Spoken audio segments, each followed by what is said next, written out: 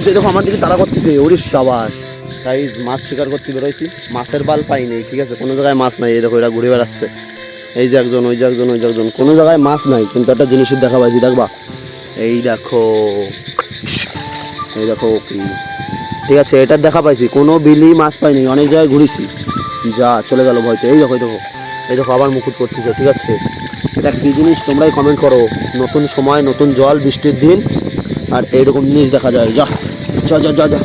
এই গাইজ দেখো আমার দিকে তারা করতেছে, ওরে সাবাস, এই আমার দিকে তারা করছে গাইজ। এইটুকু জিনিস হলে কি হবে, ছোট হলে কি হবে গাইজ, ক্ষমতা আছে, দেখো আমার দিকে তারা করছে, ঠিক আছে, চুপি চুপি চুপি চুপি কত সুন্দর আগাচ্ছে। এই এই ভয় পা, তোর তো আমি অনেক বড়, আমার ভয় পাস না। এই দেখো গাইজ আমার ভয় পাচ্ছে না, ঠিক আছে, তুই যা আগা আগা আগা। গাইজ আমি পা দিয়ে কিন্তু জল নড়াচ্ছি, আরও সামনের দিকে আগাচ্ছে, এই দেখো, ঠিক আছে, যাও, ওকে ওর মতো ছেড়ে দিলাম, ওকে ওর মতো ছেড়ে দিলাম। এটা কী জিনিস তোমরাই কমেন্ট করো।